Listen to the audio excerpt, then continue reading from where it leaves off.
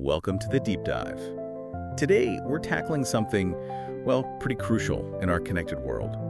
It's that tricky area of cross-cultural communication in English. You know those moments when you think you said the right thing, but it just lands weirdly, leads to confusion, maybe a bit of awkwardness? Oh, absolutely. We've all been there. Scratching our heads thinking, wait, did I mess that up somehow? Definitely. And our mission today really is to get past those moments. We want to equip you with sort of the deeper understanding needed to communicate smoothly. Professionally, confidently, yeah.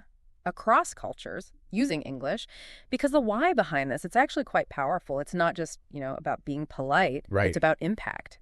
There's this McKinsey report, actually, that found companies with more diverse teams, they're 35% more likely to outperform competitors. Wow, 35%. Yeah, because those diverse perspectives, they genuinely lead to better decisions.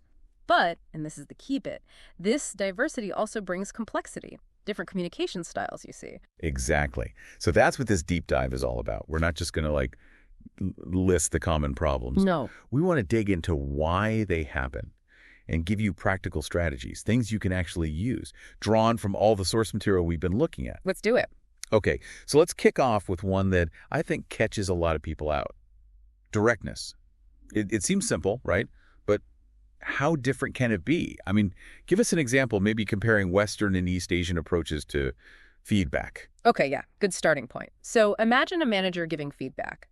In what we call a low-context culture, like, say, the US or Germany, you might hear something very direct. Like, this proposal needs major changes. It's clear, no beating around the bush, gets right to it. Okay. But, take that same situation, same feedback needed, but for a colleague from a high-context culture, maybe Japan or Thailand. How would that sound? It would likely be softened a lot. Something like, this proposal is very interesting, but perhaps we could consider another idea for improvement. Very interesting, but... Exactly. The core message changes are needed. It's the same. But the delivery, totally different. Worlds apart, really. Worlds apart is right. That's fascinating. Just a subtle shift in phrasing, but it carries such different weight. So, okay, if you're on the receiving end of that softer approach, how do you deal with that? It sounds like you need to listen beyond just the words. That's precisely it. You need to learn to read between the lines. And it's not just about being polite or guessing. It's about understanding the unspoken priorities. Unspoken priority. Yeah, see, in cultures that really value harmony, indirectness, well, direct disagreement can feel really disrespectful. So a lack of strong enthusiasm, maybe a slight pause. Or a suggestion phrased as a question, like your example. Exactly. That might be the only way they signal a major problem without causing, open conflict or discomfort. Recognizing that this subtle feedback, even silence sometimes, is actually powerful communication that's vital. So you don't miss something critical. Right. It helps you see the whole picture, understand the real issues, and maybe avoid a project failing down the line because you missed those subtle cues. That's really helpful. And thinking about subtle cues and unwritten rules, another area is, well, something as simple as small talk. Ah, yes. The small talk minefield. Right. I mean, in some places, the U.S., Canada, maybe, asking about the weekend, family, it's just normal chit-chat. Yeah. Helps build rapport. Standard stuff. But elsewhere, that can feel way too personal. Almost like prying. So how do you open a conversation safely, universally, without causing offense? Good question. To play it safe, your best bet is usually neutral, work-related openers. Keep it simple, friendly, but safe. Like what? Things like, how's your week going so far? Or maybe, did you have a busy morning? Something like that. Yeah. They're pretty non-invasive. They show you're interested, you're acknowledging them, but you're not digging into their personal life. Right. Keeps it professional but friendly. Yeah. That makes a lot of sense. And connecting this to collaboration again, another big one is time. Deadlines. Oh, yeah. Time perception. That's huge. Totally. You've got cultures, maybe Switzerland, the UK, where being 5 minutes late is a real issue. It's seen as disrespectful. Punctuality is key. But then you've got other places, Brazil or India perhaps, where there's just much more flexibility expected around time. Right. So how do you manage that on a global team? This is where being really, really clear in your communication is absolutely essential. Explicit language is your friend. So no ambiguity. None. If you're managing a team across different cultures and a deadline is firm, you need to state it clearly. This deadline is fixed. We need the report by 5 p.m. GMT on Friday. period. Leave no doubt. Exactly. But if there is flexibility, you can signal that too. Say something like, let's aim for this date, but please let me know if you foresee any challenges. Using that precise language avoids so many headaches. That's a really practical takeaway. Actually, I have a story, a friend from Korea. It illustrates this perfectly. The directness thing and the hidden meanings. Go on. So she emailed a British colleague, and the email basically just said, send me the report by Friday. Okay. Direct. Very direct. No please, no thanks, just that. And honestly, I can imagine being the British colleague in that situation and feeling a bit, well, put out. Yeah, I bet the British colleague was probably confused, maybe even thought it was rude, or that your friend was angry. Exactly. That's exactly what happened. The colleague thought she was being abrupt, maybe even angry. Right. But my friend wasn't being rude at all. In her mind, she was just translating directly from Korean business norms, where that kind of directness signals efficiency. It's about getting the job done. So it wasn't personal, it was just standard practice for her context. Precisely. It just drives home that point, doesn't it? It's not just what you say, it's how you say it, and crucially, how it's likely to be received through that other person's cultural lens. Absolutely. It's all about context. So, okay, let's pivot to some actionable advice then. What does this all mean for you, the listener?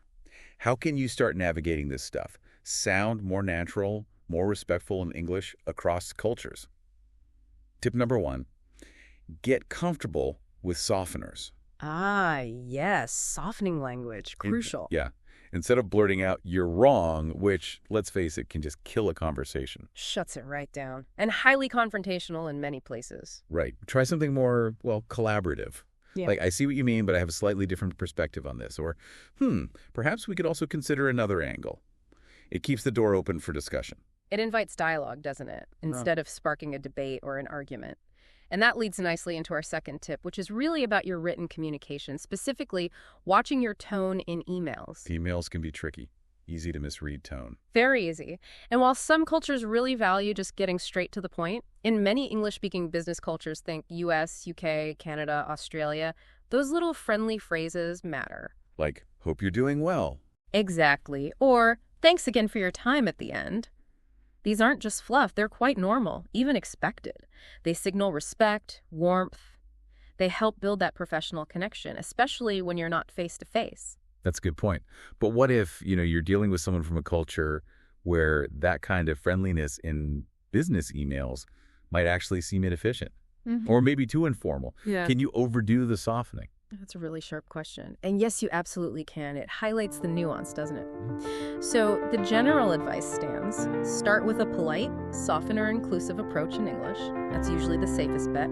But then you need to be observant. Pay attention. Read the room, even the virtual room. Precisely. If you notice the people you're emailing are consistently very direct, or if your friendly openers seem to fall a bit flat, you can gently adjust your style. Dial it back a bit. Be adaptable. Adaptability is key. Learn from the context. The goal is always clear communication and mutual understanding, which actually brings us perfectly to our third tip, possibly the most powerful one. Ask questions when you're unsure. Don't guess. Ah, yes. Simple, but so effective.